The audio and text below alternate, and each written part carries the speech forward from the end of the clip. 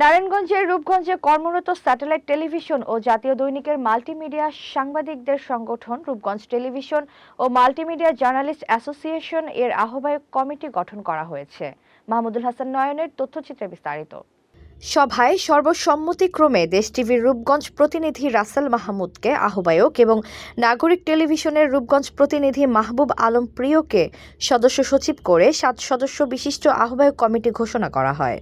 সাংবাদিকতাকে আরো বেগবান করার জন্য আমাদের ভিতরে আরো ঐক্য প্রতিষ্ঠা করার লক্ষ্যেই কিন্তু আমরা যারা রূপগঞ্জের টেলিভিশন এবং আমাদের পত্রিকাগুলোর মাল্টিমিডিয়াতে কাজ করি, আজকে সেই কমিটি বাস্তবায়নের লক্ষ্যে আমরা আগামী 90 দিনের জন্য একটি আহ্বায়ক কমিটি, রাসেল ভাই এখানে উপস্থিত আছেন, তিনি কিছুক্ষণের মাঝে এই কমিটির ঘোষণা দেবেন। তো ঘরে বা ইন্ডাস্ট্রিতে মেঘনা স্টার কেবলস, বিশুদ্ধ কপারের নিরাপদ কেবলস, আপনার নিরাপত্তার সঙ্গী। বুধবার বিকেলে রূপগঞ্জের পূর্বাচল এলাকার সমু মার্কেট সংলগ্ন সাংবাদিক কার্যালয়ে আয়োজিত সভায় কমিটির নাম ঘোষণা করা হয়। সভায় সভাপতিত্ব করেন কালের কণ্ঠের রূপগঞ্জ প্রতিনিধি রাসেল আহমেদ। আমি আজকের এই আহ্বায়ক কমিটি ঘোষণা করছি। আজকের এই আহ্বায়ক কমিটির আহ্বায়ক হচ্ছেন আমাদের দেশ টেলিভিশনের এবং আনন্দ টেলিভিশনের রাসেল মাহমুদ ভাই। সদস্য সচিব একজন তুখুর সাংবাদিক, নাগরিক টেলিভিশনের মাহবুব আলম প্রিয় ভাই। সদস্য হিসাবে আছেন আরেক মেধাবী সাংবাদিক, কেন যাদেরই নেওয়া আসছে সবাই মেধাবী। কমিটির অন্যান্য সদস্য হিসেবে রয়েছেন দেশ রূপান্তরের আতাউর রহমান সানি, গ্লোবাল টেলিভিশনের এনামুল হক, যায় দিনের মাল্টিমিডিয়া রিপোর্টার রিপন মিয়া, চ্যানেল এস এর সাজিদুর রহমান এবং রূপালী বাংলাদেশের রাকিবুল ইসলাম। কিভাবে সংগঠনকে সামনে এগিয়ে নেওয়া যায় এবং কিভাবে সংগঠনকে সবার কাছে পরিচিত করা যায় এবং সংগঠনের সুনাম অক্ষুণ্ণ রাখা যায়, সেদিকে আপনারা খেয়াল রাখবেন।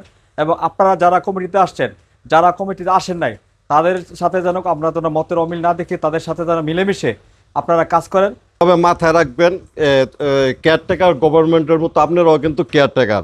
আপনাদের নৈতিক দায়িত্ব পড়েছে, আপনারা যারা সাংগঠনিক তাদেরকে খুঁজে খুঁজে আমরা একটি দায়িত্ব দিয়েছি। আগামী 90 দিনের ভিতর যারা রূপগঞ্জের পেশাদার সাংবাদিক, যারা সাংবাদিকতাকে ধারণ করে লালন করে, তাদের দরজায় যাবেন, তাদের দরজায় কড়া নেড়ে বলবেন যে আমরা রূপগঞ্জের মাল্টিমিডিয়া সেকশনের সকল সাংবাদিকরা ঐক্যবদ্ধ করে একটি ছাদের নিচে, একটি ছাতার তলে আনতে চাই। আপনারা আমাদের সাথে থাকেন, পাশে থাকেন, আমাদের উৎসাহ দেন, আমাদের পরামর্শ দেন। রূপগঞ্জের পেশাদার সাংবাদিকদের একত্রিত করে সুন্দর একটি কমিটি আমাদের উপহার দিবে, আমি এটাই এই আহ্বায়ক কমিটির কাছে আশা করি। HPL uPVC pipe and fittings, শক্ত, মজবুত ও দীর্ঘস্থায়ী, এক পাইপে জীবন পার।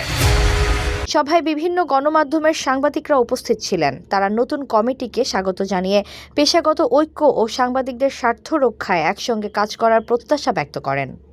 বিধিবিধান আলোকে চলবো এবং আমাদের রূপগঞ্জের যেই সমস্যা আছে এবং সমাধান এবং উন্নয়নমূলক যে বিষয়গুলো আছে, আমরা রূপগঞ্জকে তুলে ধরবো পুরো বাংলাদেশ এবং জাতির সামনে, যে আমাদের রূপগঞ্জের ভালো দিক এবং মন্দ দিক যেগুলো ক্ষত আছে সেগুলো আমরা দূর করার চেষ্টা চালাবো অতীতের মতোই। আজকে আমাকে এই যে রূপগঞ্জের টেলিভিশন এবং মাল্টিমিডিয়া অ্যাসোসিয়েশনের আহ্বায়ক করার জন্য সবাইকে আন্তরিক ধন্যবাদ এবং শুভেচ্ছা।